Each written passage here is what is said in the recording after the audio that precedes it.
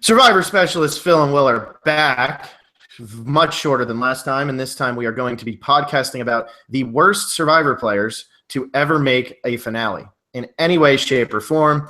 Anybody who's followed us in the past, Survivor winner rankings, player rankings, season rankings, you'll know that what we do is we each list everything out.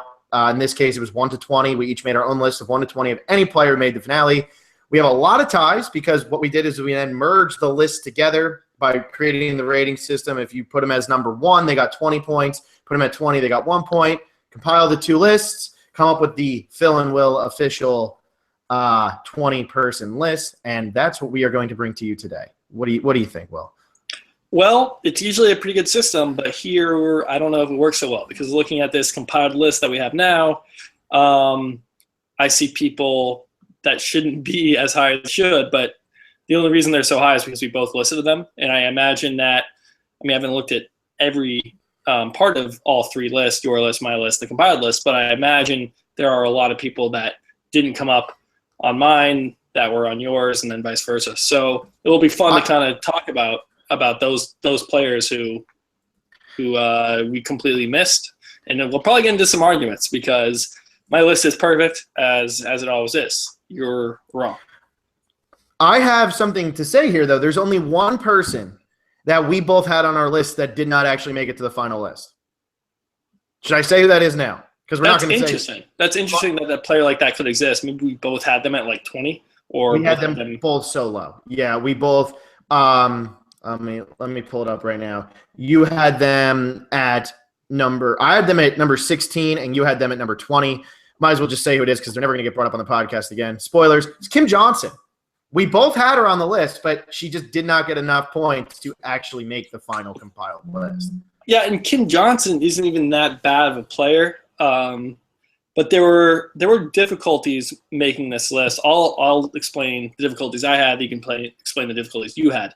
But number one is that these players, they made it to the finale. So they did something right. They weren't the worst players ever because they got to the final episode of their season. They didn't get voted out. The goal of the game is Survivor, right? It's to make it to the end and get votes. If you're close to the end, then you got to be doing something right. So that made it difficult. And then also there was just so many players to choose from, especially when we start getting into later seasons when you have 5 people making finales, 6 people making finales. You look at some Redemption Island seasons where they have a 3-way duel at the end in a final 3. You're starting to talk about 8 players making the final episode of the season, which we did include. So a lot of players to choose from. I'm not surprised our lists differ all that much, but yeah, I got down to about 46 players, and seriously, from 1 to 46, any of them could have ended up on my list. And like towards the end, I pretty much started basing it on who just got dragged around, who did not try to make any type of game moves at all. I did not take into account, and I know this is something you always take into account, but this is not something I took into account.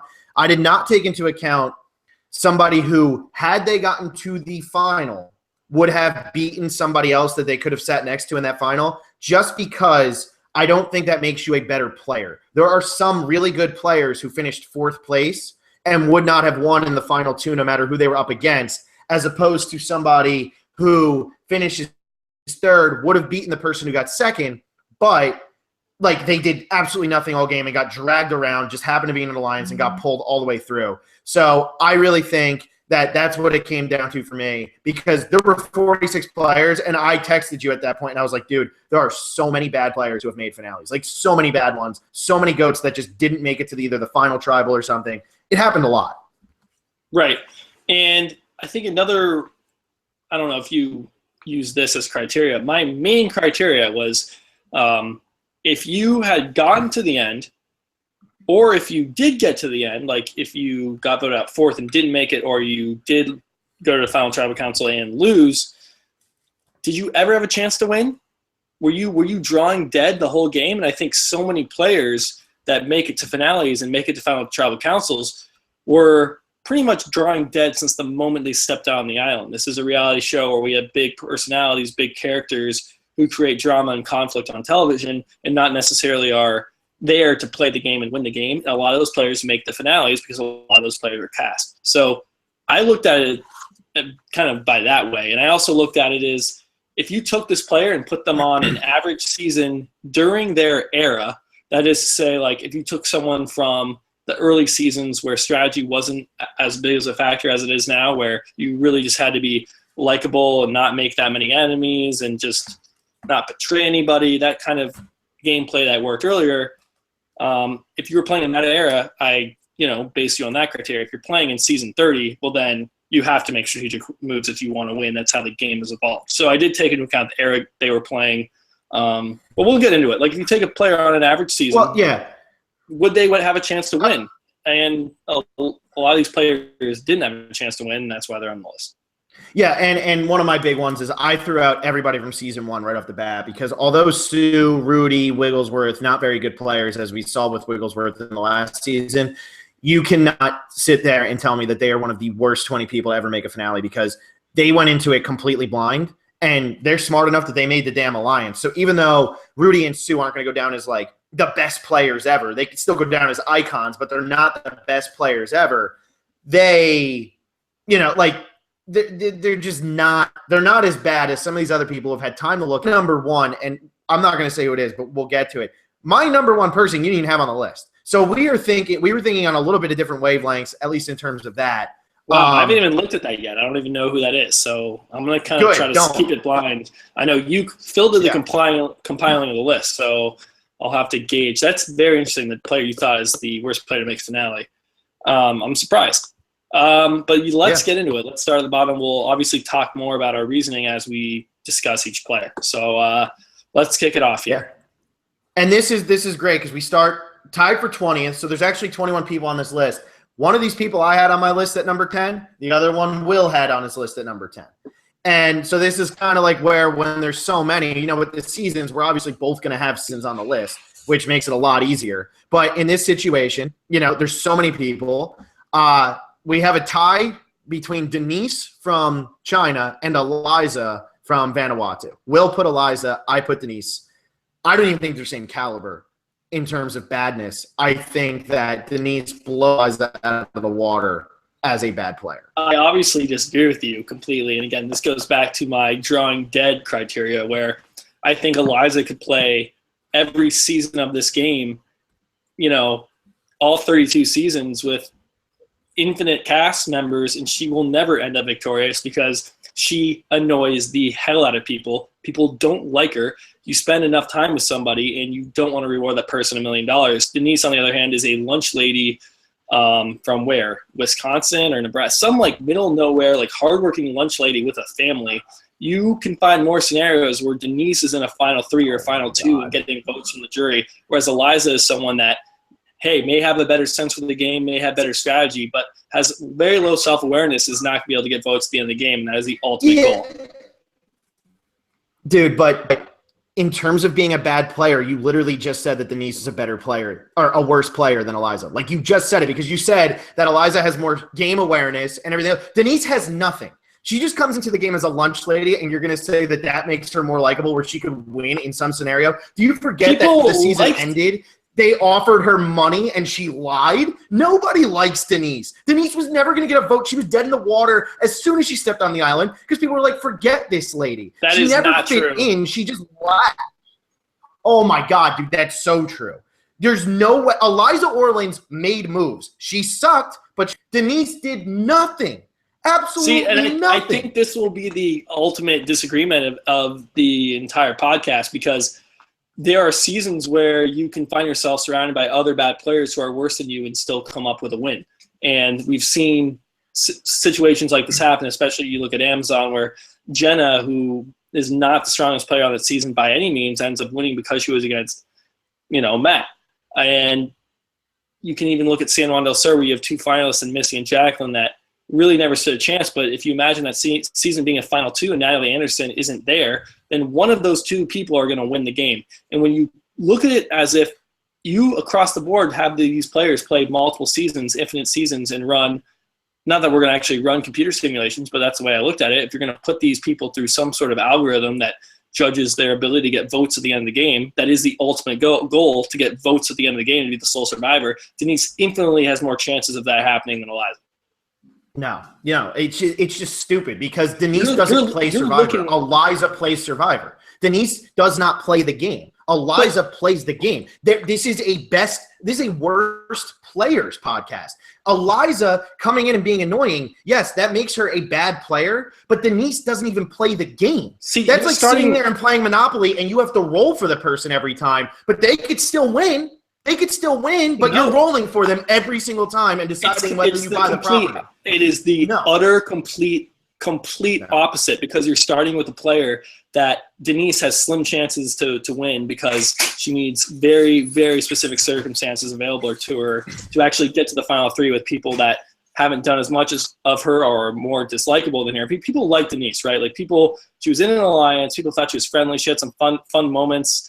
Eliza irritated the hell out of people. She was always being listed as one of the most annoying people to ever play the game. You hear her open her mouth, you do not want to give that lady $1 million. And that's why if you're saying Denise you have to roll for, I'm saying it's the exact opposite, where Eliza, the moment she steps foot on any season, has just no chance to win. And we have this misconception as fans of the show and as people who podcast, who love strategy and love votes and love numbers. That's what we like to talk about. We find that interesting. That's not what makes for a Survivor winner most of the time. You look at Russell beats Natalie. We looked at Michelle just beat Aubrey. That's not what equates a Survivor winner, somebody who makes game moves. You have to make game moves on the basis of having good relationships and be able to get jury votes, and Eliza would never, ever have that opportunity, whereas Denise, maybe she's not, as I've said. Would never, ever have that opportunity. No, I'm saying she's not the best strategist, right? I've said that. This isn't a best strategist podcast. This is the worst players. Eliza is a worse player because she doesn't have a chance of winning the game.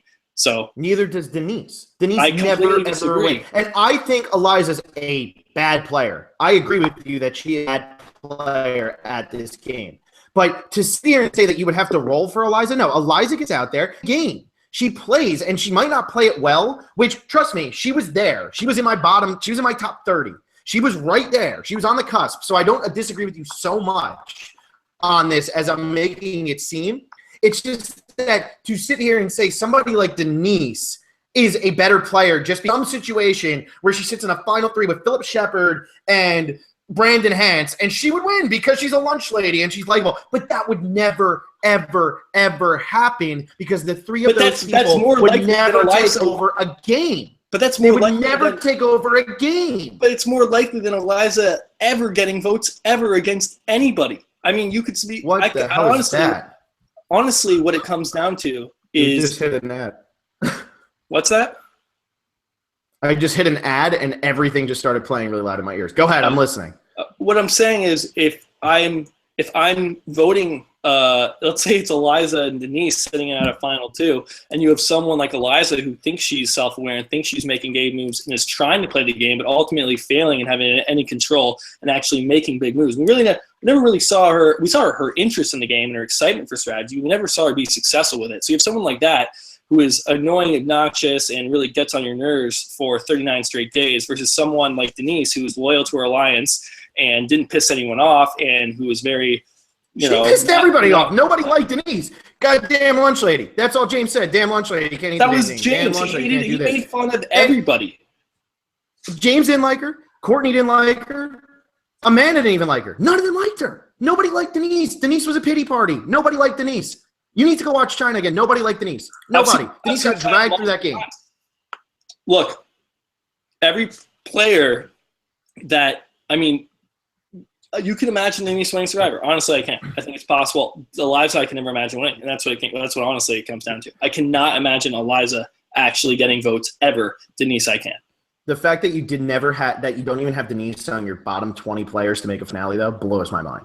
Because she was in my top 5 at one point. I don't think she's that bad. Honestly, I don't think she's that bad. Awful. She's useless. She's not.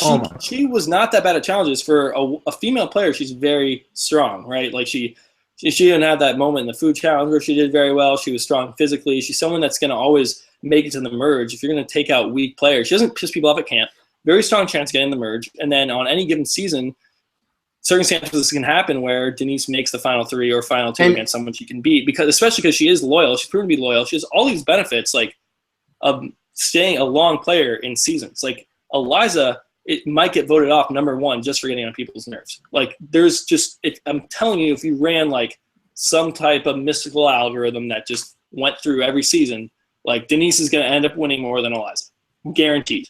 Like, do you disagree with that, honestly? Dude, neither one would ever win.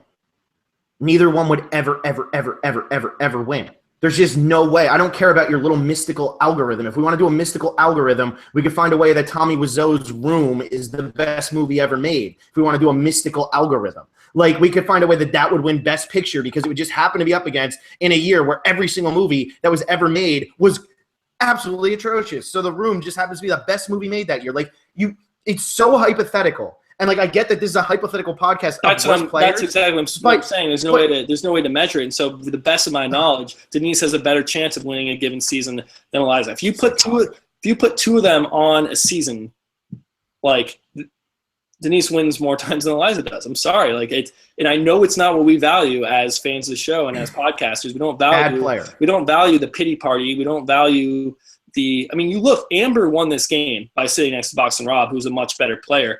Amber got the votes because she didn't piss anyone off.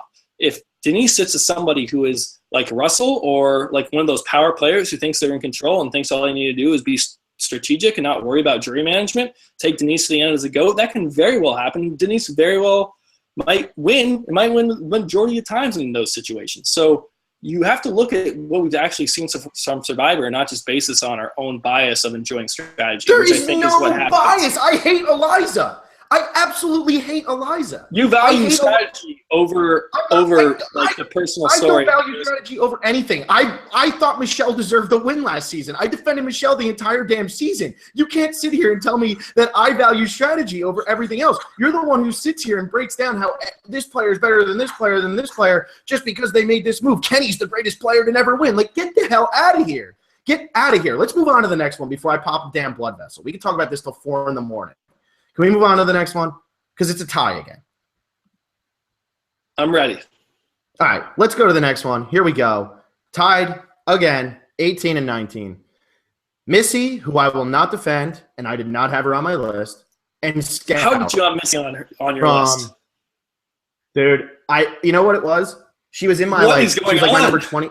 No, listen to this. No, you have to hear me out on this. I had her on there, and I hate Missy so much that I actually thought I was being biased in my hatred of her. Like, I thought that I was only keeping her there because I hated her so much, and because my San Juan del Sur recollection is not very good, I could not remember if she was actually that bad or if I just despised her as a person. So that's why Missy ended up not making the cut for my list, because I did watch Survivor Vanuatu not too long ago. And as much as we just said Eliza was awful, the fact that you had Eliza on your list and not Scout is just stupid, because Scout was useless. She didn't play the game. Once again, she's not a player. We're talking worst players. She didn't play. She would never beat anyone because she literally never played. Like, she would never beat anyone because she was that useless. She would never, ever beat anyone.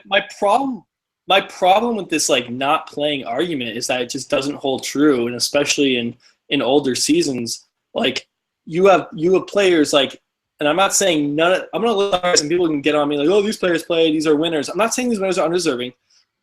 Jenna winning season 6, okay? You have Ethan winning season 3, who really didn't play all that much. He won immunities and was a nice guy. And you have Amber winning season 8, doing absolutely nothing. You have the whole Natalie White-Russell conundrum in season 19. Like, it's not like you can just flat out say, oh, this player didn't really do anything, they can't win. When we've seen players be voted for the title of Sole Survivor going up against everybody in Vanuatu said Jan was a GOAT. The women would, if Eliza sat next to Jan at the end, Eliza would have beaten Jan. Eliza would have beaten Jan in that season if she sat next to her at the end of the game. Go back and rewatch it. Eliza would have beaten Jan. Are you talking about Scout? Scout. Why am I saying Jan? Scout. I'm giving foreshadowing to Jan. Scout. Eliza would have beaten Scout. That's how little they respected Scout. That's how little they did not respect her, because she did nothing. And this was at the point where strategy was starting to come up a little bit, and Scout did absolutely nothing. And I remember at the end, Chris took Twyla with him because he felt she was more deserving than Scout. He pulled the freaking Colby Donaldson. Like, Scout was so useless. So useless. Nothing. She didn't play. She's an awful player. Okay. I mean, you just watched Vanuatu, so it's fresh in your memory. I've seen it twice, only once since it originally aired. I didn't have the best recollection of it, but I look at Scout as someone who's like an older lady who, if it makes it all the way to day 39 instead of the final, can easily find themselves against somebody. And it's the same type of thing where, and I could be completely wrong about Scout because I don't remember as well as Denise. I don't want to get into the same argument we just had, especially when Scout might be the worst player ever. I don't remember being that awful. I remember Eliza being terrible. Like, I remember her, like, and then she comes back to Micronesia, and all she does is she gets made fun of. She's ousted right away. She has to make an alliance with Jason. Like, nobody likes her. And I think someone like Scout would have a chance of, getting sympathy votes and finding themselves against somebody who really, has betrayed everybody. Like Scout Russell or Scout versus Boston Rob. That's what happened. But I'm just saying. No, she loses. Okay, and you might be right. I'm not going to try to pretend I'm an expert on every single 32 seasons of this show. I know Vanuatu you're a big fan of, so I'll take your word on that one at least. And yeah, Missy, I'm not even going to argue with you. Like I said, the only reason she wasn't on my list is because it was your bias of trying to be not biased is what that was with Missy. Yes. She was, people like hated her, I think. Like she was really bossy. All the exit interviews said that she was completely bossy. Like, I don't want to call her a bitch, but others have. So I will quote others in saying that, like, she's a bitch. Okay. Not my words, other people's. So you put her on a given season. First, she's an older woman who's not the strongest in challenges. She's a high chance of getting voted out early. And then, I think she really lucked her way into having Baylor there and kind of falling into an alliance and having the strong power players voted out very early in San Juan del Sur. And San Juan del Sur is a very tough season for me. Like you said, I don't remember it all that well because it wasn't that good. And because the early players, really, if you look at Josh, Jeremy, they got voted out very, very early. Even Kelly Wentworth, who we saw her potential was there, and she did realize that in season 31. But I have, like, we had Jacqueline, Missy, and Baylor all in that finale, and Keith in that finale. Like, something was up with that season. It's tough to really, like, was Missy that good of a player? Like, I really don't think so. I think she's one of the worst players to make it now. I don't think she ever has a chance to win. Like I'm going to say, I remember hating every single thing she did in that season, but I couldn't remember if it was actually because it was all bad or if I just hated her. Like, I could not remember because I was so biased against her in the season. But I think there's a reason, right? There's a reason why you feel that way, and that's because of what you saw Baylor on screen. was great. It's what you're seeing on screen led you to those, feelings of hatred. So I wouldn't completely rule out your feelings because that's what happens when you watch the show, and that's what we're making our, opinions based on. What it is I remember specifically the time when Reed called Baylor like a brat or a bitch or something, and like Missy flipped out, and I was like, no, like, this is Survivor. This isn't Protect Your Daughter Day. This is Survivor. And like, I just remember that moment. Like, from then on, I was like, man, if Missy like just got medevaced, which sadly she didn't. I don't know why she even got to sit that final. She couldn't even do the challenge. Yeah, I would have been like, okay, good, bye. You're annoying. You're a pain in the ass. You don't belong on Survivor. But I honestly couldn't remember if I just despised her or if she actually was that bad of a player. She was that bad of a player, but whatever. She comes in here at 18. Let's finally get to somebody we both had on our list. Miss Lydia from Guatemala. God, she was bad. Where did you have her? Because now you're saying, God, she's bad. She's only coming at 18. I had her. 17. Okay. 17. The problem with a lot of these players is you found that there are a lot of players that actively shot themselves in the foot, actively did terrible things for their game, actively gave themselves zero chance of winning.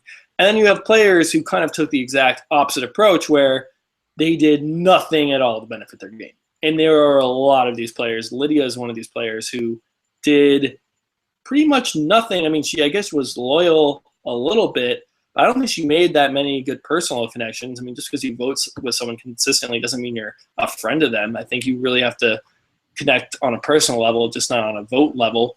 And she just didn't do anything, had very little influence on the game.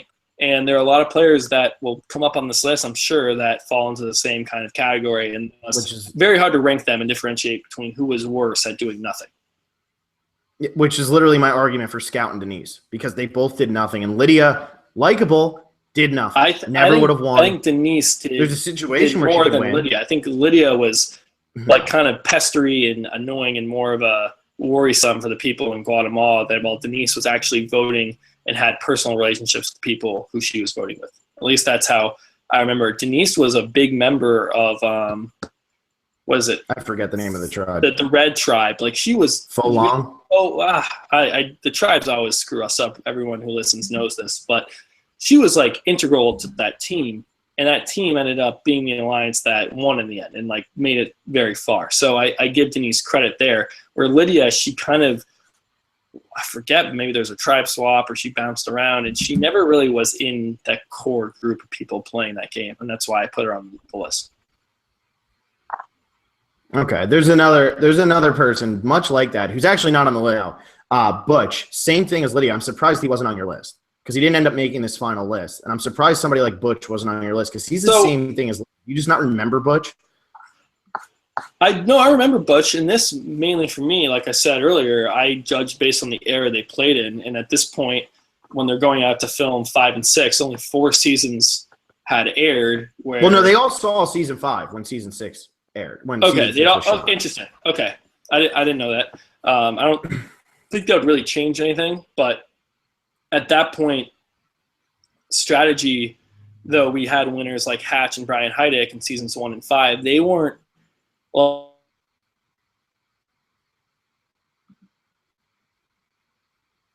I lost you. And am I back? Yeah, you're back now. I lost you for a second. Okay.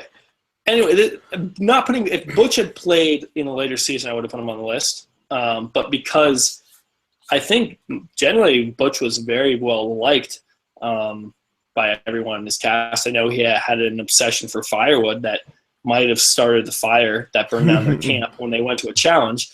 But besides that, I think people enjoyed his company. He was a hard worker, likable. I mean, all these things that you really look at in earlier seasons, and because he played in the older era, I give him the benefit of the doubt where if he goes to the final against Matt, like he wins the game. He's the winner. He's the sole survivor, and we're talking about him as a winner.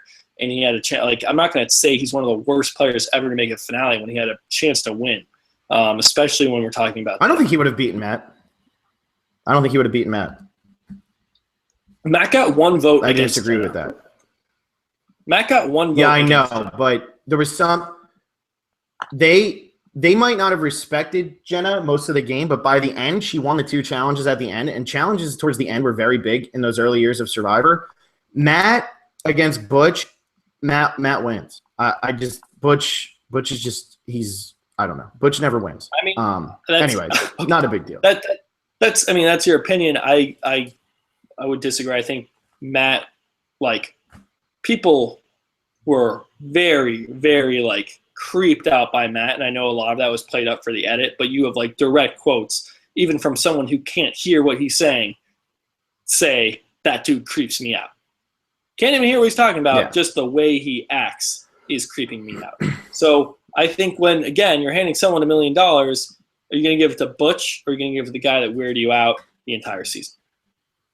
Again, yeah, well, we haven't gotten we can't answer this, but that's for Butch at least. When if he had come out and there had been 20 seasons of Survivor on and it's like a real cutthroat strategic game and he had done what he did, of course I'd put him on here. But that's not the game back then. He had no reason to play like that. He was very well liked. Leave it at that. All right, let's go to the next again, 15 and 16, Alicia and Natalie Tenorelli. And I had Natalie Tenorelli because, once again, I go based on the useless factor, and she did nothing. Again, like she didn't play the game. Could she win? Absolutely. Natalie Tenorelli could win in a certain season. Does not mean she's a good player. She's still an awful, awful player. I don't even know if she got less votes than Philip. She got less votes than Philip got a vote at the final tribal. Natalie Tenorelli did not. Alicia, another terrible player. She almost made the cut on my list, but I didn't actually put her on. But she's awful too. Which Alicia? If you want to talk about Alicia? The only Alicia who made a final in One World. It's Alicia from One World. Yes. Exactly. Okay. We can go back and forth on the same argument. I'm using likability as an extremely important criteria for deeming someone a terrible player. Because someone like Alicia in One World, is never going to win. She's a No, bully. they liked her out there, though. She was a straight up bully. Her alliance put up with her because they needed her as a number, and she got along with the girls. No one, Tarzan, Troyzan, Jay, they would never have written Alicia's name down.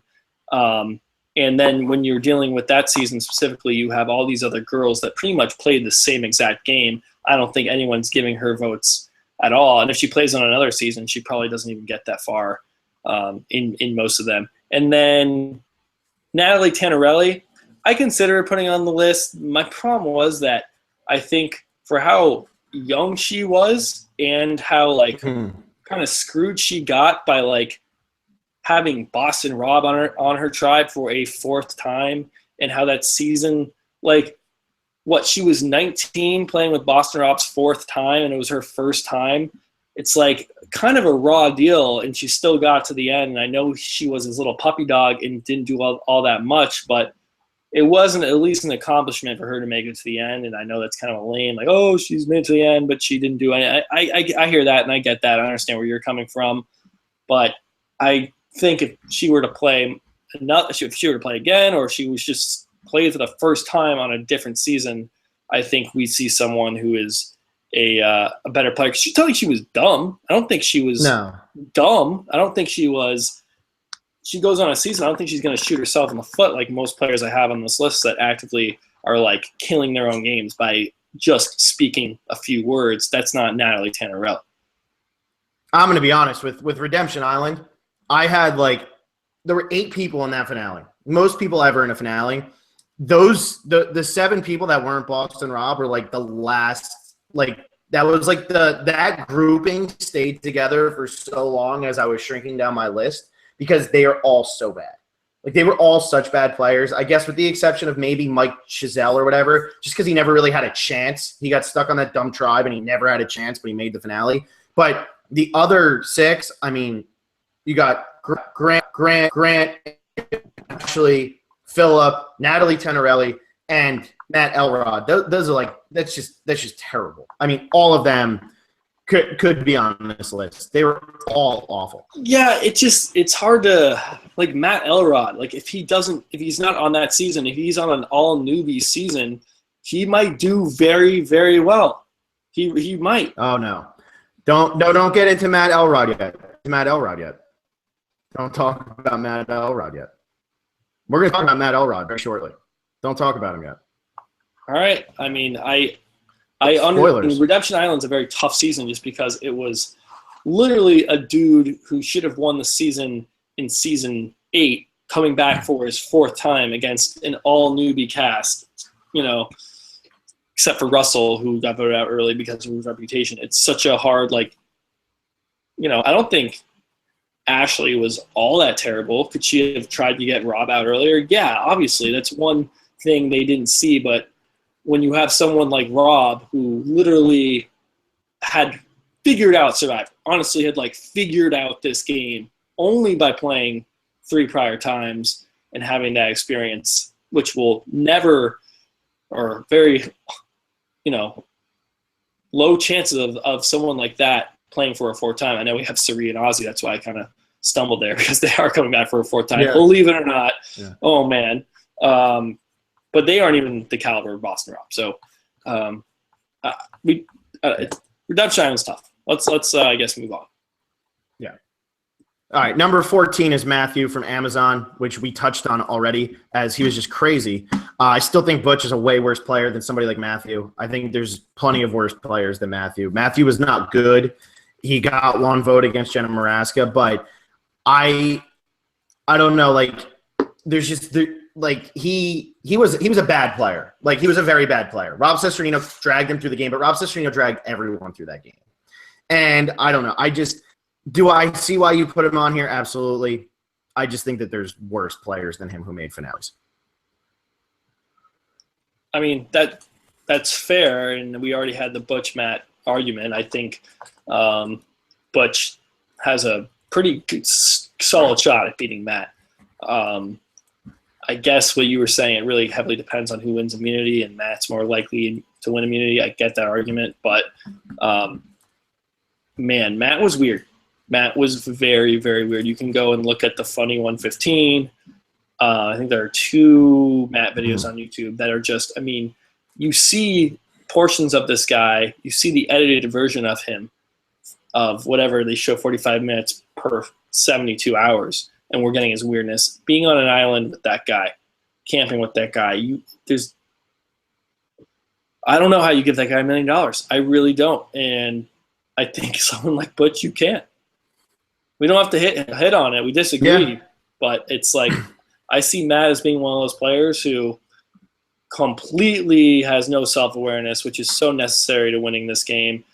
And just like the fact that he even made it to the end is impressive. I'll give him that. But definitely one of the worst players to make a finale in my book. Yeah. All right. Well, let's move on. This is the last tie, 12 and 13. It's Cassandra and Sundra. I honestly don't remember Fiji very well. I don't remember Cassandra, what she did, because I don't like the season. I haven't rewatched it very recently. So that's why I didn't have her on there, because I wouldn't be able to back up my argument, and I didn't know, like, I felt like the other people at least I could talk about. How did you not have Sundra on your list? Yeah, it's a pretty good point. And I was making the list, and this will happen, and I'm going to own up to it right now. I think I'm not fully – I was, like, developing kind of I was realizing my criteria as I was looking at the players. So I probably should have had Sundra on the list. I think my thought was it's the players need to play based on the information available to them. And at that point, there had never been a Final 3. And if Becky and Sundra go head-to-head in a Final 2 in Cook Island, I mean, this is my thought process, right? If it's Becky versus Sundra, I think Sundra wins, and then you could also make the argument maybe Becky would win. And if either of them have even if it's 50-50, I can't put either of those players on the list who had 50-50 chance at winning. No. Get the hell out of here. Becky and Sundra were never going to be the final 2 of that season. Get the hell out of here. They're never going to beat Ozzy in a challenge. This is never going to happen. Becky and Sundra, you didn't have either of them on your list, and my mind is blown. Like, my mind is blown. I couldn't – first of all, I couldn't determine who was, like – because they were so awful. I couldn't determine, like, what they did. But in the situation that they were in, you have to remember this, right? Like, that was the I-2-4 who made an insane comeback to be the Final 4. The fact that they made it that far, that they were obviously, had because of Ozzy and Yule. I got you. It was because of Ozzy and Yule. It had nothing to do with them. They didn't pull anybody over. If anything, Becky actually hurt them. Sundra was not persuasive. Nobody liked Sundra. And then Sundra goes, can't figure out the fire thing. Not even close with the fire thing. Sundra and Becky, 2 of the worst players to ever play the game. I can't believe you didn't have either on your list. I'm really shocked. I have Becky above Sundra. But when I was thinking, okay, because I think Becky – I had Becky above Sundra as well.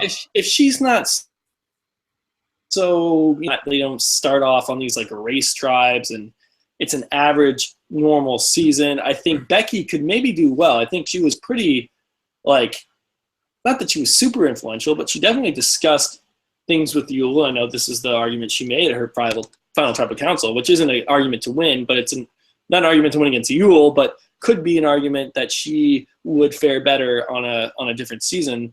I think she at least was pretty smart, had her head in the game. I didn't put Becky on there. And then putting Sundra on there, I was like, man, it's like she might have even beaten Becky. And Cook Islands, honestly, I don't remember all that well. This is another one I can kind of chalk up to being wrong. And I guess I started the podcast saying my list was right. I'll say I'm wrong here. I was wrong, too, I guess, with Scout. I'll have to verify that by rewatch. I'll trust you on the Scout thing. But what I'm not wrong about is Eliza and Denise. And that's, at least I can own up to when I'm wrong and Phil cannot. Well, let's start getting into – no, that's a complete lie. I literally started this off with I didn't put Cassandra on because I don't remember Fiji. That's pretty wrong when you're making a listing. That's like once – okay. Well, Cassandra is like – the fact that Cassandra and Sundra fall – like back-to-back when they were on back-to-back seasons in back-to-back Final 3s getting no votes. Sundra didn't make the Final 3. Wow, that could have been a perfect comparison. But it's funny that they do wind up back-to-back. So yeah, they're both awful. All right, let's start getting in where we actually do agree. Now, no more ties. We're at number 11. Number 11, Cowboy Rick. We both had him on our list. Fine, buddy. We both had on our list. What was it about Cowboy Rick for you, Will? This falls into someone who had no influence on the game. Just that's it. And it's so hard. Again, I'll say it again. So hard to rank people who did nothing. Like the fact that I have Lydia at 15 and then I have Rick at 13. It's like you could easily make the argument that, Rick's actually a better player than Lydia. I don't know. I think Lydia is a better player. if I can even say better player when speaking about Lydia from Guatemala, but he's a player who didn't do it. And that's it. It's not much to say about Rick, and that's why he's on this list. Yeah, we could have done this list as a bottom 50 players to make the finale, and it still would have been a list that had 50 players who were unworthy to make the finale. Like, that's how hard this actually did become, because every single person that, is on this list, I considered. It's just how do you – it's easier when you're picking, who was better, because you can be like, well, they did that, or they did that, or they did – with Rick, it's he grabbed his wife's ass on national TV. That's what he did. That's what I remember him for. He grabbed his wife's ass, and he also wore a cowboy hat. So I remember Rick for. That's it. Got it, yeah. But no reason to talk about someone who there's nothing to talk about. All right, well, let's move on to number 10 then, Keith Famey. Speaking of just people who came out and failed early on, Keith Famey's probably one of the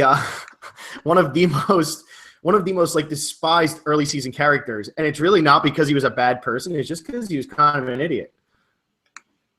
Yeah, Keith, really tough for Keith because he got third place, and then he wasn't an asshole, and he wasn't a bully, and he wasn't some person that you want to hate. He just rubbed people the wrong way. I remember him he's the chef, and then Jerry comes in, makes her tortillas, just completely blows him away, and it's just he kind of was this weak little player throughout. I mean, I don't know. I had him at 18 because it was really hard. Again, this is someone who just didn't do all that much. It was an early season where you weren't expected to really do all that much other than survive. Where'd you have Keith? Hang on, I'm pulling up my list. I had Keith at number 7. Just because Keith was a cook and he thought he was going to feed everybody and he sucked at that. And I remember when they did the loved ones thing, it was with the computer screen and Keith proposed to his girlfriend or whatever and nobody cared, and then Roger gets up there and he starts talking something and he breaks down crying and everybody's breaking down crying. And he didn't propose, he didn't do anything that cool. He's just so much more likable of a guy than Keith. And here's Keith goes up there, he's I'm going to propose to her, and it's cool, dude. None of us really care. It was almost sad. Who got the rice from the river that season? When it Tina. Did Tina get it? Wasn't Keith, because that was the only one. Maybe you went. Keith tried. He tried. He failed. That is the story of Keith. And then Tina got it. Right. That is the story of Keith. That is why Keith comes in the top 10, breaking into the top 10, because he is bad. He was just a bad Survivor player. There's a reason from the most popular season in Survivor history where more than half the cast has come back to play a second time. Keith Famey, who finished third place, is not one of them. And he was never asked. It's not like Elizabeth where she was asked or Roger where he was asked. Keith Famey was never, ever asked. All right, let's move on to number 9. It's Jan from Thailand. And this is the same thing as Scout. I mean, I don't really need to say much more. Player, she was awful. She would have lost to anybody from Thailand, no matter who she sat next to at the end. She would have lost to Clay. I don't care. Clay was swarmy and weird, and nobody liked him, but Clay would have beaten Jan. Jan was a weirdo. Jan was a creep. Nobody liked Jan. Jan was very unlikable in that season. And Brian Heidik just dragged. Brian Heidik played such a good game by dragging along the most unlikable people in the world. It's really Thailand.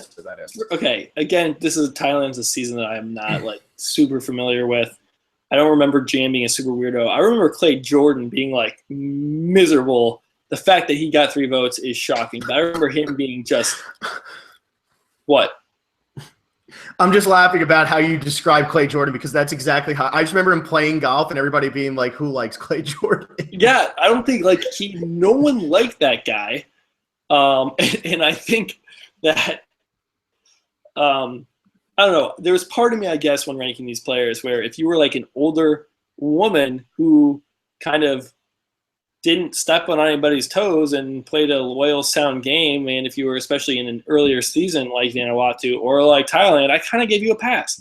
People like Jan, people like Scout, where you weren't expected to be a strategic mastermind to win the game anyway. And then when you're this kind of older, frail lady who kicks ass in the outdoors, well, you know, hey, you did something right, and maybe you could have won one of those seasons. So that. I mean, I get it. And again, I don't know either of those players all that well, but this brain I gave the older ladies a pass.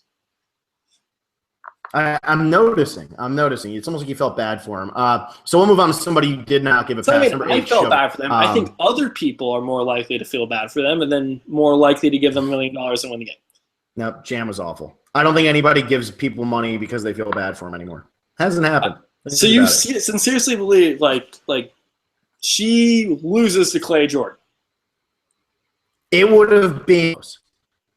They were all so unlikable. I can't tell you in Thailand because they were all so unlikable. I didn't actually have Clay on. Clay was my first man off. Clay easily could have been on. Clay easily could have been top 10. It's just like when you're nitpicking badness, it's really hard. And like Clay almost beat Brian. Like he actually almost beat Brian. As crazy as it is, he was one vote away from beating Brian, who played like one of the most dominant games in history. That cast is just so unlikable. Like they all suck. The only one who you can't really say made the finale there, like out of those three, that doesn't deserve to be on this list is Helen, because Helen actually like was the most likable out of that whole bunch. She just was still not that likable.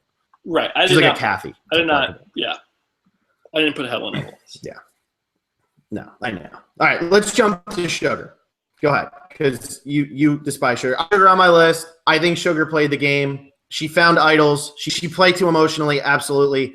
I don't think that makes her one of the worst players to ever make the finale, though. I know she got no votes, but go ahead, Will. Tell everybody why you hate Sugar. Just go. More people are going to agree with you on this anyway. I mean, go watch her Final Tribal Council, where that you're at the Final Tribal Council, have a case to win the game, and go watch it. She wasn't playing for herself to win. The goal of the game is to win. She was not doing anything at all to help herself win. By the end of it, she wanted Maddie to win, or she wanted Bob to win, or even like have Ken. She knew she couldn't win. Anybody else she wanted to win except herself. And in Final Tribal Council, where she might have been able to like get a few votes, maybe even give Susie the win somehow, she completely has I think the worst Final Tribal Council performance ever. And then she was crying the whole game. Everyone who was out there said they hated her. The edit completely built her up as this fan favorite. It was one of the early cases of like viewer opinion and castaway opinion just disagreeing completely. There are numerous, times that has happened. Rupert being probably the first one and the main one. But can Rupert win the season? Can Rupert win Pearl Islands if he's against Lil? Absolutely. Could Sugar win against anybody? Absolutely not. I mean, Susie got 3 votes against Bob, who maybe was a perv, at least liked a lot besides the perv stuff. And Sugar got 0 votes. I mean, Sugar, one of those players that is, no matter what, is starting, she's drawing dead. She's starting with, her hands tied behind her back and her legs cut off. She's not her final tribal. I agree with you. Her final tribal was awful, but at that point, that is asked ever, I think, in my opinion. That's the most bitter cast ever between Corinne, Randy, Charlie was good, but Marcus, Crystal, Kenny, they're all so bitter. It's a very bitter cast. I love the season. I think Sugar went into that final tribal knowing she couldn't win, and that's why her final tribal was so bad. But I do think she played, and I do think that she played well, and then it was really like she played well, and then she started falling apart slowly. And then once that Randy thing happened, it was like, okay, what are you doing? Like, now it's over. So I wouldn't consider her one of the worst 20, but I mean. See, I would, and I think this is, we'll just go back to the starting arguments we had with Denise and Eliza. I think Sugar is more like an Eliza who like went out, found idols, tried to like stay on the right side of the numbers, but ultimately has no chance of ever winning because she pisses everyone off every single day out of the 39 days. And then you have Bob, who ends up winning this game, who, he made a fake idol. Really good fake idol. Awesome fake idol, Bob. What else did Bob really do. I know he was likable. He's like a high school teacher. Denise is a high school lunch lady.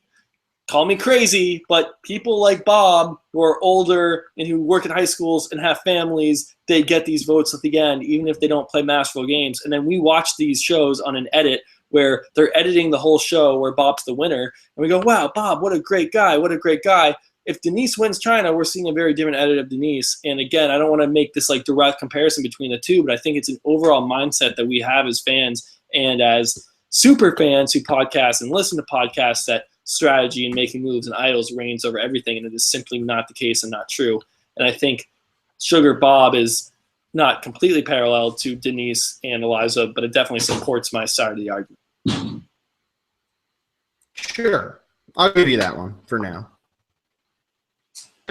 We have your namesake, Mr. Will, the bully, the waste of space, the awful one of the awful parts of Worlds Apart. That's right. Where is he on the ranking? What number are we at? He's number 7. So you had him below I had him. I thought I had him pretty low at number 5. You had him at 5. Where did I have him? I had him. I got to pull it up again. Or maybe you had him at like, I don't know. I actually had him really far down. I had him all the way down at 17. I probably should have had him a little bit higher. Once again, this comes down to just it's tough to figure out why one person is worse than another. Will was really bad, though. It's just like Will, this almost joins your argument. Will was likable at the beginning, and then as he got hungry and as he had to deal with Shireen, and I know he was awful to Shireen, but like he wore down a lot of them, and then they all jumped on her, and it was unnecessary. I get that. I'm not saying it wasn't. But like Will is a likable guy from the start, and Will could, like, I guess this could go with your whole argument, where like Will could win a season of Survivor if he's up against the right people because he's like a likable fat guy. He just happened to be on a season full of people who were just like we're going to be kind of mean-spirited, this, that, and the other thing. I still think it's a lot blown up. So, Dan, come on. Can we still all agree on that? Can we all finally get on that bandwagon? Yeah, Will. On which bandwagon? He's way worse than Dan as a human being. Yes. Yeah. I don't like ranking who's worse of a human being, but I'll get on that. I'll get on board with that one. Yeah, because I think that, like, I had Will on here. There's no way Will doesn't end up in your top 20. I had him way lower than you, but still, he's bad. Here's my problem with Will. Ranking these players, I wrote little comments by them, and I sent them over to you. I'm sure you read some of them, and I've made them here. You have someone like Lydia. I wrote no influence. Rick, no influence. And then I have someone like Missy, disliked by everybody. Bossy, bit of a bully. Alicia, disliked, bit of a bully. And I find Will, and he is both no influence, did nothing, dead fish, dragged along, all of that. So even if he was this nice guy, and not even super likable, but just a complete nothing, empty slate, then he gets on this list. If he's just a complete bully and berates Shireen, then he gets on this list. He did both those things, right? Mm-hmm. He fulfills multiple no-nos for Survivor players. So that's why I have him at number 5. That's why I have him so high. So, okay. I think if you have him at 17, I think you can bump him up a little bit. I could definitely bump him up a little bit, but I'm not going to because I made this list and it's set in stone. Right. The people I have above him, I think were just as bad. I mean, it's easy. He could easily be number 7 on my list. He could easily be number 20 on my list. Like, there's not much separating the rest of these. Oh, boo. Have some. I just can't wait to get through. Well, that's why I have him at 17. I have him at 17. I put him there. I'm not gonna say, oh, he's number 5 like Will. No. I'm asking you to change the list. I'm asking you to admit. You know what, Will? You just made an extremely good point. You know, I was wrong putting Will at 17. That's what you could say. Instead, you say, I could have him up there, but I got him down there. None of this matters or anything. You know. Well, I mean, you're the one who keeps admitting that you didn't watch half the seasons. I've seen them all. I admitted completely when I said I should have had Sundar on this list. Like, completely admitted that. Blatantly said that I was wrong. And when I make a very sound argument, you say, well, yeah, you could be here, you can be here. No. You just saying. Right. You can admit when you're wrong. I think it makes your other points more valid. When you don't number 6, Brandon Hance. Sorry, I'm just cutting you off. Number 6, Brandon Hance. I think people might forget that he even made a finale because in South Pacific, but that was like with the Redemption Island thing, and he was the first person eliminated at Redemption Island, so he was in the finale. He's actually I didn't put him as high. This is another one where you had him higher than I did. He's an awful, awful player. I hate him. I hope we never see him on a TV ever again. He was awful, and the second season was just a joke. I mean, they put a psychopath on a season. Thanks, guys. He was terrible on this season, but it was hard for me to put him above people because he still wanted. He still tried to make moves. Even though his moves never made any sense, he did influence. You can't say with him that there was no influence because he's the reason Michaela Wingle is out of the game as early as she is. And he had the whole religion thing that really did play and, for a while. So I have him on this list, but not as high as you do. Yeah, and the no influence thing, it's not like a threshold that you need to, if you don't meet this criteria, you're not going to move on. It's you can have significant influence and still be one of the worst players. And I have that player number 1 on my list. Not Brandon Hantz, but somebody else. So having no influence is one of the reasons why you can be, considered one of the top 20 players not making the finale, but it's not a necessary reason. So Brandon Hantz is clinically insane. He's crazy. If you're crazy, if you can't operate in everyday life without going crazy, how are you going to live without food, without the comfort of family and friends, with strangers in very severe environmental in a severe environment? How are you going to do well? How are you going to have any success? You can't. He's crazy. I had number 4 because he's just ridiculous. I mean, we could go on. We could go on. Person. It's not he's an awful person. It's someone like that should not be playing the game of Survivor. No. And you put him against Eliza. Eliza even has a better chance of winning than the Brandon Hantz. Brandon Hantz has no chance. I mean, he'll melt down 75% of the time. If it weren't for that, like you mentioned, the religion on that one season, he probably goes insane in South Pacific. Yeah, I mean, because that Caramel thing was the most despicable thing CBS has ever done. That was one of the times where I actually said I might not watch Survivor anymore because that was the most mad I've ever been. Well, put a psychopath on the show when people want to play the game and they knew he was going to be crazy, and they did it for that, and they thought Jeff says, "Oh, it's this great moment." No, it's bullshit. That's what it is. So yeah, forget that. Number 5, and Will, this is my number 1. You don't have him on the list, but I think I have a really valid argument as to why this is the worst player to ever make a finale. And people are probably going to be kind of shocked by this. I got Matt Elrod. Yeah, he is the worst player. He's the worst player to ever make a finale, and I'm going to make my pitch right now. He played the game of Survivor for 5 days. He was the second person voted out. He got the Redemption Island thing. He beat everyone at Redemption Island. Great, you're good at challenges. Gets back into the game. Did you learn your lesson? No, he's the first person voted out as soon as he gets back in the game. Wins all the challenges, gets down to the end. Oh, man, here we go. He's in the finale. He did it. He's got a chance to get back into the game. Finally, he just has to win one more challenge. He's the second person out, only beats Grant, loses to Andrea and Mike, gets 7th place in the game, had no business even being in the game. He wasn't a part of this season. He was not a Survivor player. He is the worst Survivor player to ever make a finale because he was not a player on the season. He literally was the second person voted out of the game. If it wasn't for the Redemption Island twist, he never gets back in. Then he gets back in. He's the first person voted out again. He played the game for 5 days. He's the worst player to ever play Survivor. It's a good argument. I see exactly what you're saying, and I think this is, again, the crux of our disagreement throughout this whole podcast. You put Matt Elrod on a season, and you put Eliza on a season. Who has a better chance at getting to the end and winning? Okay. But I understand what answer me this question. I want to know this question. I want to know the answer to this question. Boston Rob, him playing against, and again, we've already mentioned Redemption Island is a unique season where you have these newbies playing a guy who's a master of the game already coming into play.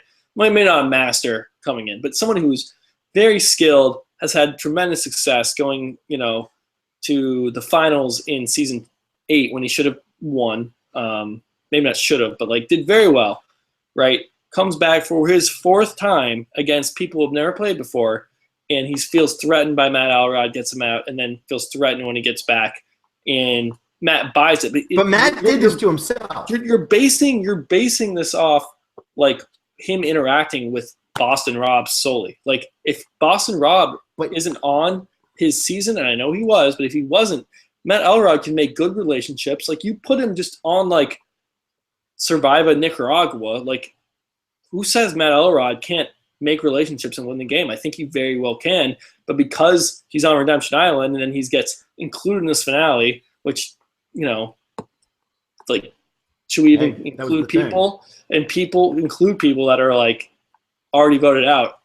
I get all your points. I'm just trying to frame it as like Matt Elrod plays the next season, and it's not like he was some terrible, terrible player. He created a rivalry with Boston Rob at the start, which, like, yeah, should he have not done that? Should he not? He's an idiot. Don't do that.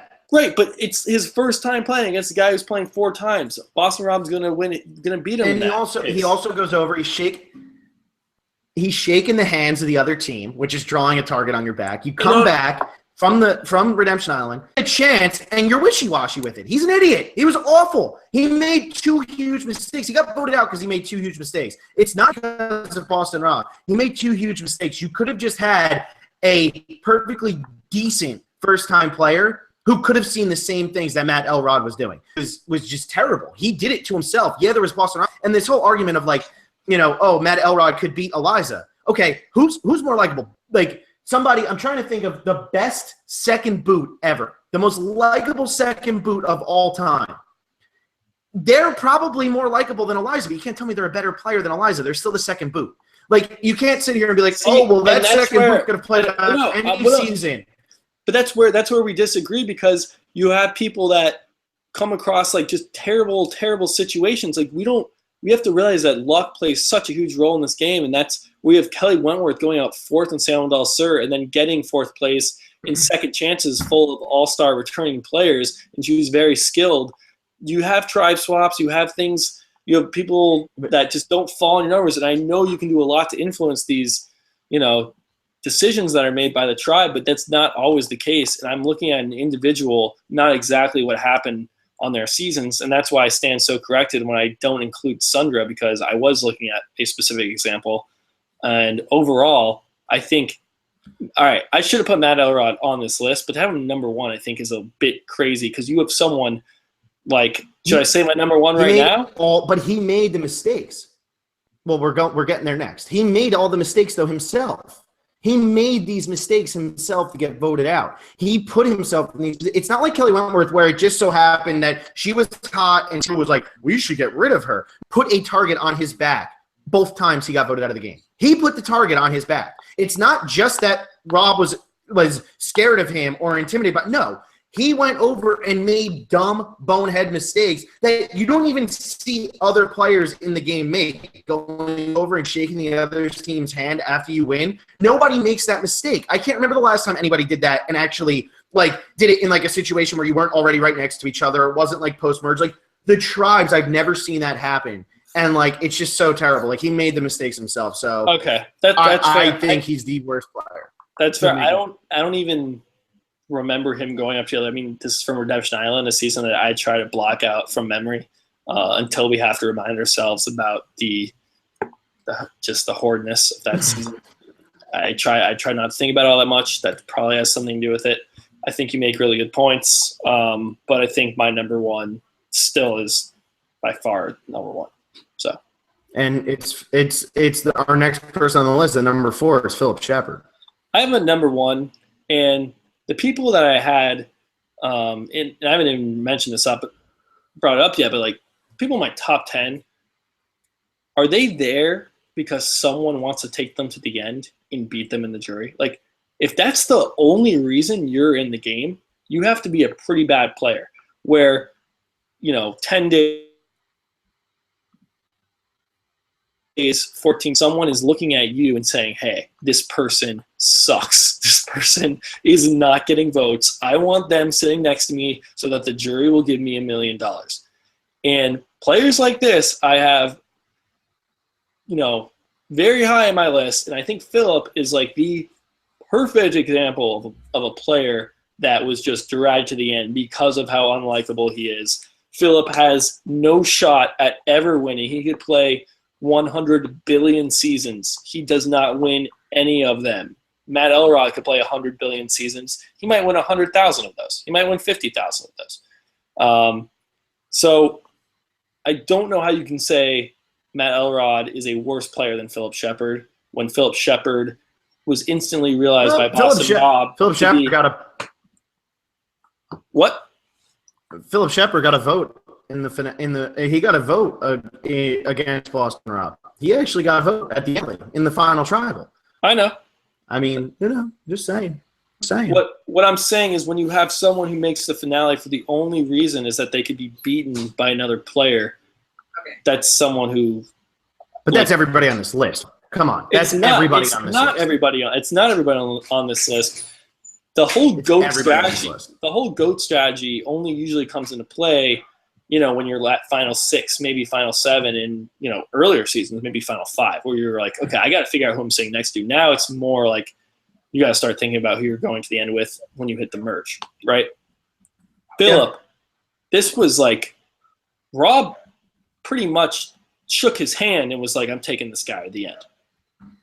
Yeah. No, that's a good point. And then Philip, he comes back in the next season. He's still an idiot, but he also wiped the floor at Brandon. He made Brandon Hance go even more insane, Jelf. And I actually think in that second season, Philip was somewhat likable. Not to the extent that I'm actually going to say that he was liked, but I do think that they almost saw him as okay, he's harmless. It is what it is. It's not that bad. He is harmless. Why is he harmless? Because he will never win the game. That is why he's harmless. Tell Doug to never open a door again. Tell Doug no more opening doors. Yeah. No, he's harmless. I get it. I mean, Philip's on my list. That's why he comes in at number 4. I guess we can put a poll. We can put a poll up on the video. Who is the worst Survivor player, Matt Elrod or Philip Shepherd? Because those are both of our number ones. Well, they're on the same season. That's fine. One of them made the final tribal council and got a vote, which is, I think, a good point for you. But and the other one got voted out twice. Voted out twice in 5 days, which I think is a good argument. But who is the worst player? Who is someone who cannot achieve the goal of the game? It's not about surviving as many Matt Elrod can't achieve the goal of the game, though. Why are you assuming that he would learn? I'm not saying he's like a great player. I'm saying he has a higher chance of achieving the ultimate goal of securing jury votes at the end of the game than Philip Shepherd does. Yeah, but you're basing this on the 5 days you saw Matt Elrod actually play the game. I mean, he didn't really do anything to me to prove that he would get more votes than Philip Shepherd, considering Philip Shepherd got 1 vote in probably one of the most dominating seasons of all time. 40 days. But he could never, ever, ever win this game, Philip Shepherd. You can't sit here and tell me that Philip Shepherd can actually become a Survivor winner. And it's not about how many days you can survive. It's like you're playing poker and you have 7-2 and you stay in until the river. It's like, it's you against the one player. It's not a 50-50 chance about who's going to win. You're going to lose almost every time if you're staying at the river with the 7-2. You have almost 0 chance of winning. And in poker, you always have, 7-2 can hit a straight. But again, a terrible draw in this terrible hand, and you never have a chance. Like, how are you saying that's better just because you last longer? I didn't say it was because it lasts longer. I said it was better because Matt Elrod got voted out twice by being an idiot, and Philip Shepherd made it to the end and got a vote. Because he's an idiot. I'm saying it we're going. Yeah, he's an idiot too. No, I'm not defending Philip Shepherd. Philip Shepherd is so much more of an idiot. Boston Rob took him to the final tribal council instead of Matt Elrod. If Boston Rob had thought Philip Shepherd was a better player than Matt, Philip Shepherd would be the one going to Redemption Island. It wouldn't be the other way around. Yeah. He didn't really have much to choose from on this season, though, in terms of who's actually a good player. So at least he had that option, too. Because that whole finale, like I said, there were 5 people in that finale, 6 people in that finale that I would have been like, they could be on my list. Why not? They were terrible. Yeah. I mean, I'm not defending Philip Shepherd. You can't defend Philip Shepherd. If you want to do a poll that's is Matt Elrod worse than Philip Shepherd, sure, we can do that. Everybody's going to say no, Philip's worse, but I think my argument is quite valid, and I think that if you don't see that, you're dumb. I see your argument, but I'm saying it works as mapping a bad player. I don't think it works as him being a worse player than Philip Shepard. And again, I'll say it. If Rob had thought like Philip was a better player than Matt, Philip is not going to be the one sitting around alongside of him. He would have sent, Philip to Redemption Island before he ever sends Matt there. Okay. Let's move on to number 3, Teflon Dan from Survivor Nicaragua. Yeah, there's really nothing really to say about Teflon Dan except that he was useless and somehow made it to the finale. I don't understand how he made the finale, but he did, and he could barely even walk. And this is one where he's probably not the worst player ever, but we just agree, and so we add him. So it's kind of where he falls in. I mean, he didn't on his season. He was just there. I mean, he didn't move. He couldn't even do one of the challenges because the person didn't really need to be on this. The one where he threw the ball and then jumped is one of the funnier clips of that season. Funniest that's a fantastic moment. So I mean, we could kind of just push by Dan. He didn't do anything. Number 2 is Christina Cha from Survivor One World. I mean, these are our least favorites. Why do you think that's so crazy, though? It's crazy it's crazy that she's number 2 when I don't even think she's all that bad. I had her at number 12. I had her at number 12. So for her to be number 2 is surprising to me. It's just she's someone that she was used as a puppet the entire game. I just think she was more likable than Alicia from One World, and wasn't a bully, didn't put people off, but she also didn't influence the game all that much and just kind of followed Kim. But to have her number 2, yeah, she's the worst because she would have been the worst if we didn't count people who had been voted out of the game, because she had a chance to save herself in that game. The only time she ever had to do anything was to save herself, and she decided not to do anything knowing she was going to get voted out. It made no sense. She was completely useless. She followed around people the entire time, and the one time she had to save herself, she didn't even try. The only time she had to do anything in her entire season, she did not even try. Didn't even try to make it happen. There's no reason. Christina Cha should have never played Survivor. Awful. Seriously, in my opinion, maybe one of the top 10, maybe top 5 worst players to ever play the game. What do you mean your opinion? Your opinion is number 2. You put her at number 2. No, ever play the game. To ever play the game. To ever play. Okay. To ever play. I think she is one of the worst players in Survivor history because she did nothing on the worst season, got dragged by a Girls Alliance, and literally had a chance to save herself, to at least make an effort, and didn't even make an argument. It's the worst thing. It's the worst performance ever.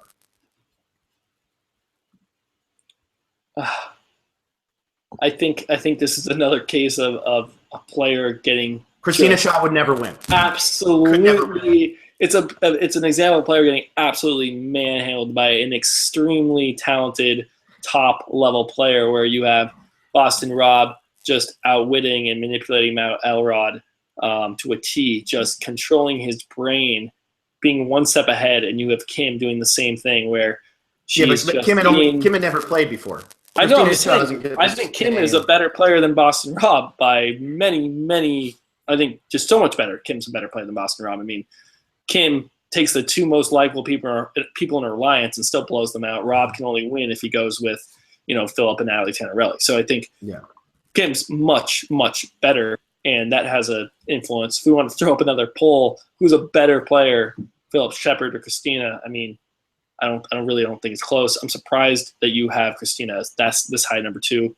I don't remember this incident that you referred to so well, and it sounds like it really, really irked you. It pissed me off. It irked me because I have One World as my least favorite season, and I can't point to everything that makes me mad about it. I just know watching that, I was like, holy crap, this is miserable. As I said before in this podcast, I might not be able to get through.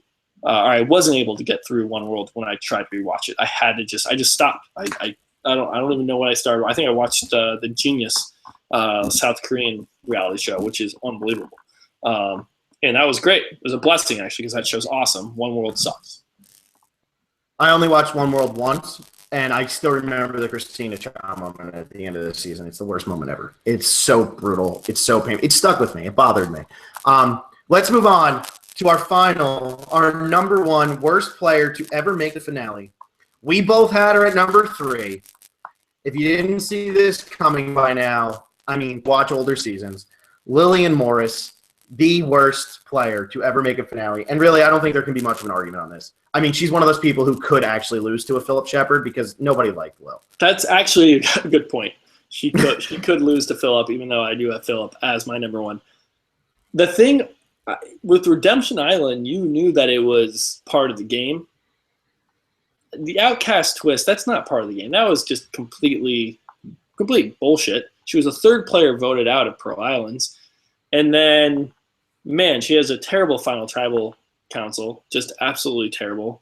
It is funny she ends up losing to Sandra, who is now a legend. It's like, wow, she actually went up very tough competition. We didn't really realize it. But yeah, at the time, nobody realized it because Lil was so useless. Nobody realized how good Sandra was. But, man, yeah, Lil should not have been. I mean, she's just – and this is coming from someone who gave older women the benefit of the doubt as much as I could. But I did have her at number 3 just because her whole scout mantra was complete bullcrap. Everyone could see right through it. If she had used the Girl Scout thing to her advantage in a better way where it wasn't so just obvious that she was using it, maybe she's not on this list, but it was just so apparent and everyone saw it and everyone knew they could beat her. And that's the only reason she stayed in the game. And, Lil. She was awful. Lil's terrible. The Outcast twist really just coming back. Honestly, it always provides good conversation whenever we do these lists because you have people that should not have been in the game. And I know you could make similar argument for Redemption Island, but at least that was laid out before the game started. Yeah, Lil had no business being in the show. After episode 3, she gets to come back. I don't know how she convinced everybody to have her be the one to get voted back in. And I mean, yeah, I'm not a huge fan. I'm glad she's our number 1, to be honest. That's a fitting, resounding number 1. All right, so we're done with our list. We're actually out of time too. So we're not going to be able to get the comments right now. We are going to read these comments. We swear. We swear we're going to read these. 100%. We will read these comments. Just it won't be on this podcast just because we don't actually have time right now. Can't do it. And I think this actually might provide a good opportunity for us to I don't know. Maybe we should start a website where we can post these lists. What I like about this podcast is that these lists are never posted anywhere for people to absolutely critique and call us idiots. We just say them and you have to listen to us talk for an hour and 20 minutes if you want to get the full list. But if we hash some things out tonight on this podcast where I made mistakes and you made mistakes. Maybe you don't admit to them. I've admitted to my mistakes. I admitted to my mistakes. Cassandra. I should have put Phillip Shepard a little higher. But no, yeah. Put Will a little higher. Anyway, we had to talk things out. But we hear then from the fans and the listeners, well, you guys forgot about this person, or here's an argument why this person. We can hear all that info, and then we can put together a final list that we agree with when we go through the comments. And maybe that'll be the one. It will be a short podcast, but we can put that together. Yeah, I'm just gonna say right now, and we won't get into the comments just because we are out of time. But the last thing I want to say is the one person everybody's gonna be like, "How the hell did you not put them?" is Katie Gallagher. Every single comment has mentioned Katie Gallagher, and neither of us had her on our list. I considered her, but she just never. My thing was that she went up against Tom, who, it's very hard to gauge, your worth against someone who played the game that well and was so well liked by their tribe. And I think a part of that whole Palau season, which is really tough, is that those people were together for so long that they all just started to hate each other.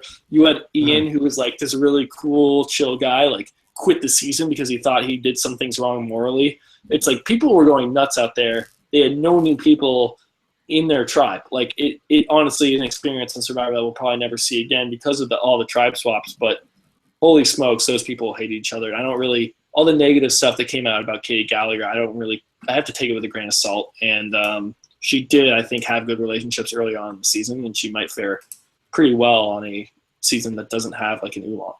Yeah, I agree. I didn't put her on. She was up against Tom, Ian, Jen, 3 of the most likable people. on the show. That was who else was in the finale with her. She was likable, and then she started falling apart. And I think you're right. It was just when you're stuck with the same people for so long, the only new blood you get the entire season is Stephanie. And how much fun is that? So, all right. You got anything else, Will? I just want to, I don't know. We have to we can't skip this comment podcast because I think it's important to, actually read the comments and discuss them. So we will do this. We aren't just trying to say, oh, we're tired. Oh, we don't want to read the comments. No, we are going to read the comments. And I just want to make that clear. We're not just brushing it off because it is a very important part of our show and we enjoy it and it makes it better. So continue to comment. And this also gives people the opportunity who aren't listening live to comment, and we can talk about that later. Though that usually doesn't happen with an off-season podcast.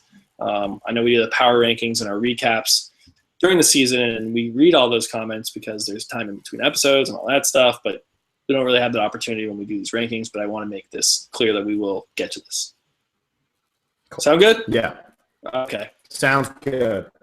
Thank you, everybody, for listening, and be sure to give the video a like and subscribe if you haven't already.